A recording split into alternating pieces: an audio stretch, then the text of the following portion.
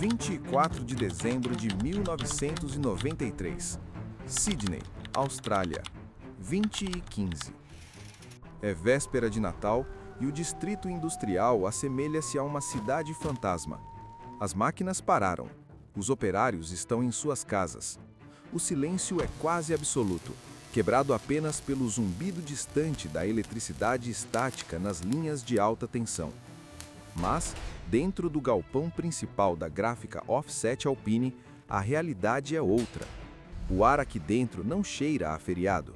Ele tem um odor metálico e de combustível, misturado com a poeira de décadas de papel processado. Neste exato segundo, enquanto a cidade de Sydney se prepara para a troca de presentes, uma reação em cadeia irreversível já está em curso. Em menos de 180 minutos, este complexo industrial de milhares de metros quadrados não existirá mais. O telhado de aço colapsará, as paredes de concreto racharão sob o calor de 1000 graus, e Rainy Rivkin, o homem que observa tudo à distância, segurando o fósforo, está prestes a transformar este inferno de chamas na maior operação de fraude da história do Hemisfério Sul. Daqui a alguns anos, este incêndio não será lembrado como uma tragédia, mas como o dia em que o fogo imprimiu 81 milhões de dólares em dinheiro limpo.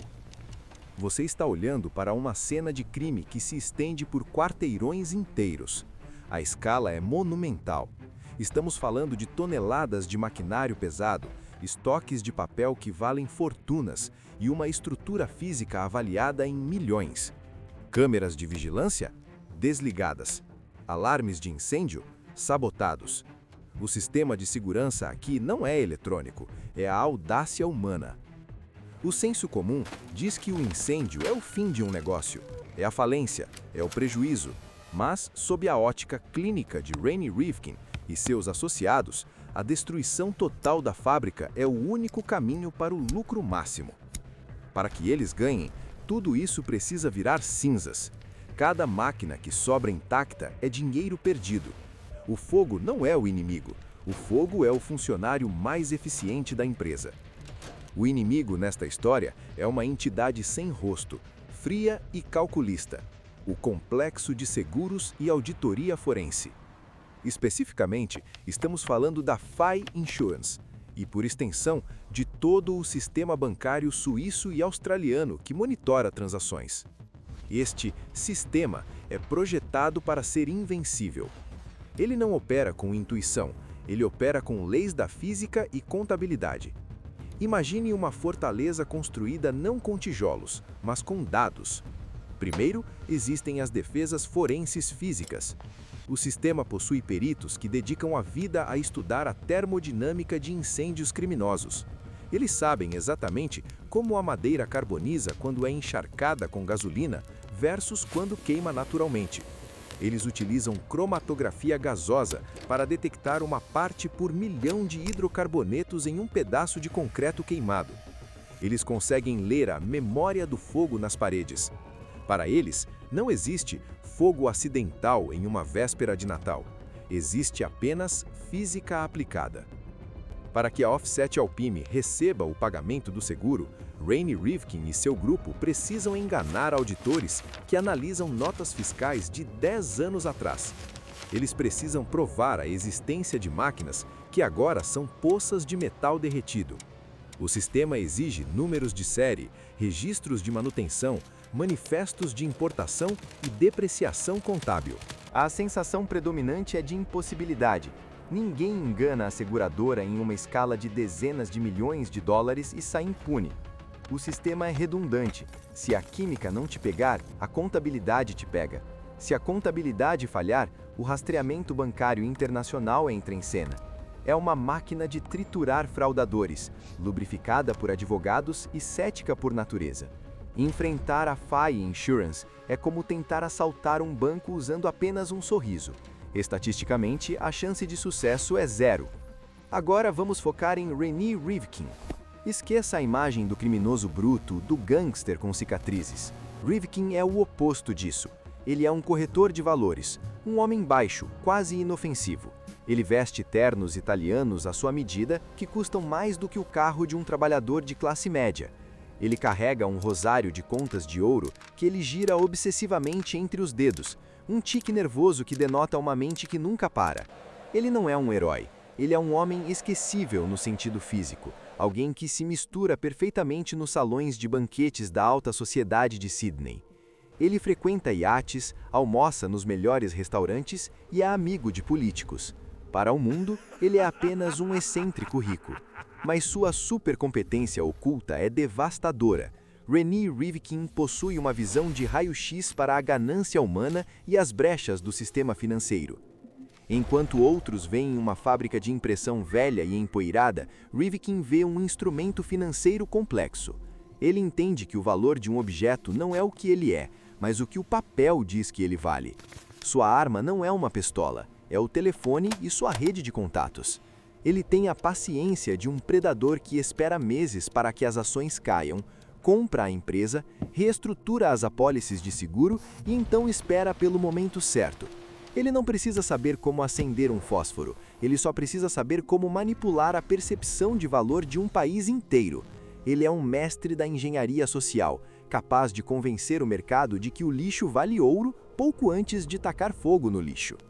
O crime não começa na noite de Natal. Ele começa meses antes, em salas de reunião com ar-condicionado e carpetes grossos. A execução do incêndio é apenas a ponta visível de um iceberg burocrático.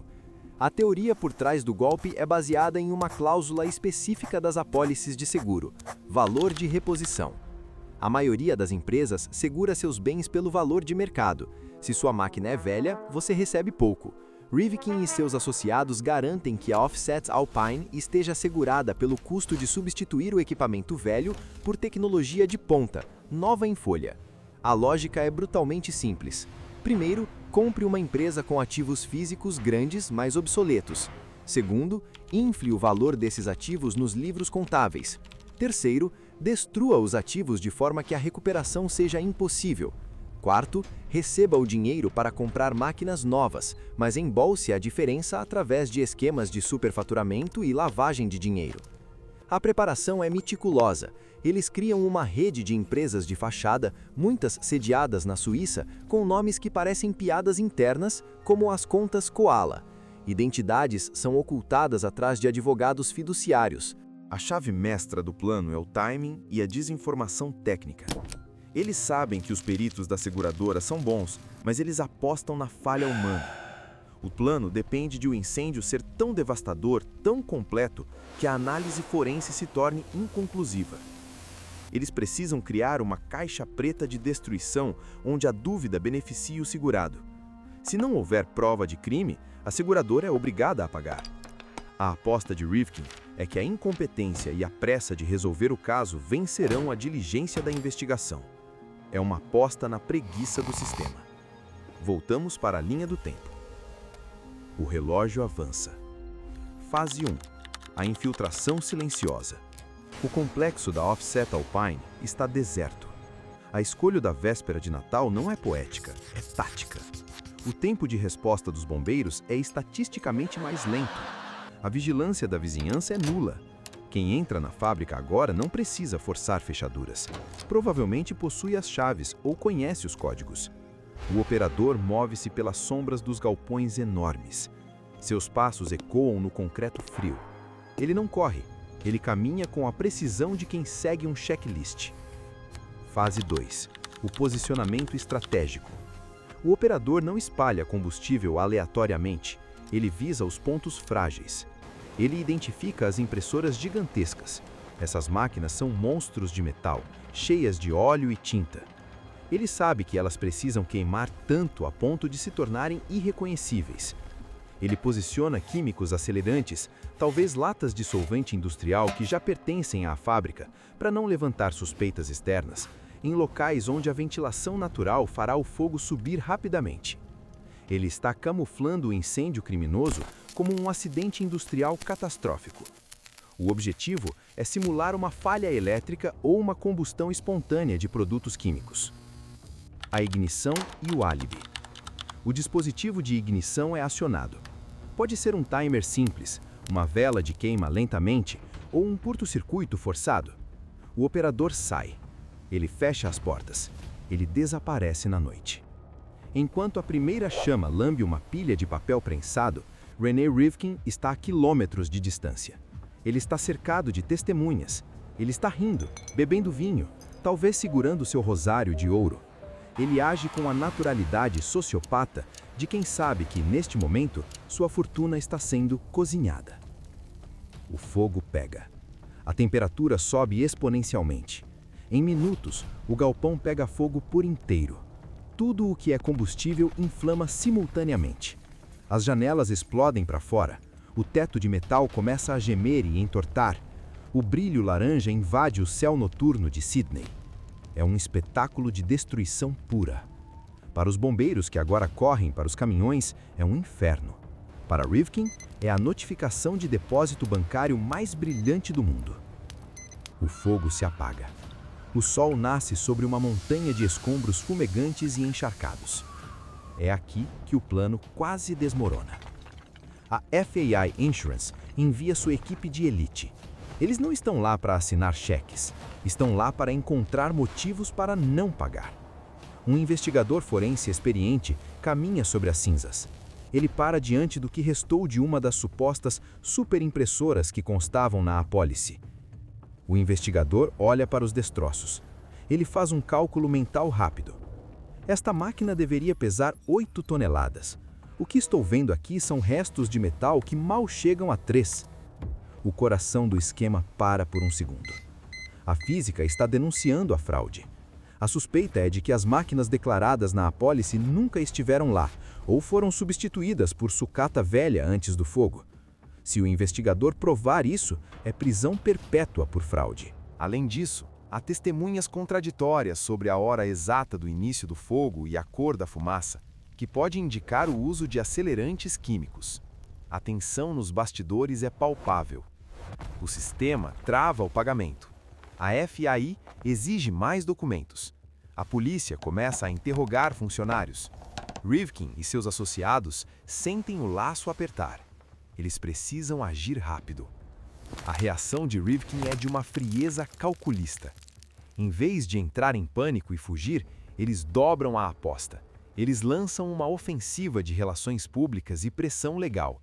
Ameaçam processar a seguradora por má-fé. Usam sua influência na mídia para pintar a seguradora como a vilã que nega dinheiro para reconstruir empregos. Eles criam uma cortina de fumaça política tão densa quanto a fumaça do incêndio, forçando a seguradora a recuar por medo de danos à reputação. Eles escapam por um triz. Não porque provaram sua inocência, mas porque tornaram a culpa muito cara para ser provada. A estratégia de pressão funciona. A seguradora, diante da complexidade e do custo de um litígio prolongado, pisca primeiro. A FAI Insurance libera o pagamento. O valor final da indenização é colossal, 53 milhões de dólares australianos. Mas isso é apenas o começo. Com o dinheiro do seguro garantido, a Offset Alpine anuncia que vai renascer das cinzas. O mercado de ações reage com euforia histérica. As ações da empresa, que Rivkin e seus associados acumularam quando valiam centavos, disparam verticalmente. O valor de mercado da empresa multiplica-se. O saldo final da operação não é apenas o dinheiro do seguro. Somando a valorização das ações e os pagamentos, o impacto financeiro e o lucro gerado giram em torno de 81 milhões de dólares. Eles saem pela porta de frente. Não há algemas, não há sirenes perseguindo Rivkin. Há apenas transferências bancárias internacionais. O dinheiro flui de Sydney para contas numeradas na Suíça, as famosas contas Koala, protegidas pelo sigilo bancário de Zurique. A reação das autoridades é lenta, pesada e tardia. Quando a Comissão Australiana de Valores Mobiliários e a polícia começam a entender a magnitude do que aconteceu, o dinheiro já foi lavado, centrifugado e reinvestido. O sistema percebe que perdeu quando os criminosos já estão brindando em iates no Mediterrâneo. A gráfica se foi, mas a fortuna é eterna. Mas esta história não termina com um pôr do sol dourado. Ela termina com uma sombra que se estende por décadas.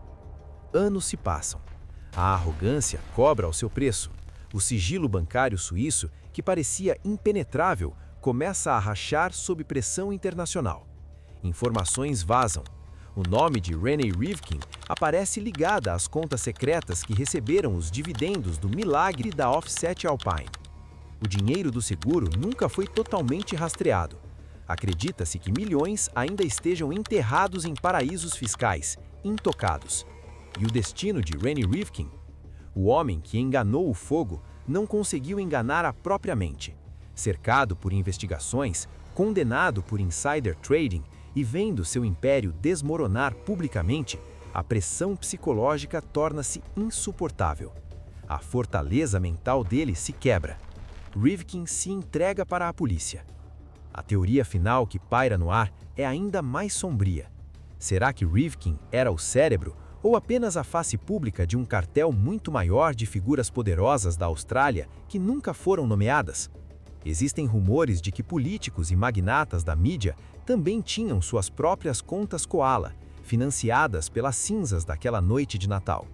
O incêndio na Offset Alpine foi apagado em 1993, mas a fumaça moral nunca se dissipou.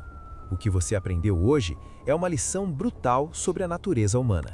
Se você roubar uma loja de conveniência, você vai para a cadeia. Se você queimar uma fábrica e roubar 81 milhões de dólares através do mercado de ações, você é chamado de gênio financeiro. Porque no fim, o fogo queima tudo, até mesmo quem segura o fósforo.